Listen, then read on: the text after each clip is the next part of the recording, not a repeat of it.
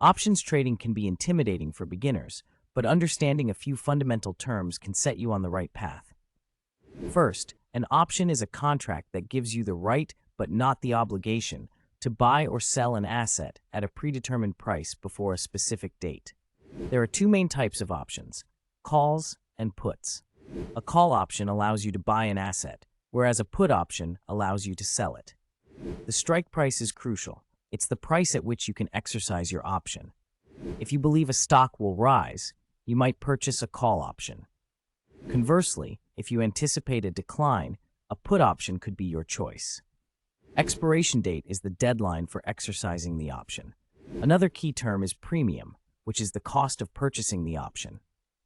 Understanding intrinsic and extrinsic value is also important.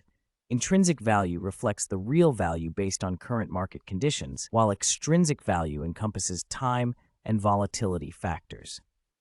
By grasping these basic terms, you can navigate the options trading landscape with more confidence and make informed decisions as you start your trading journey.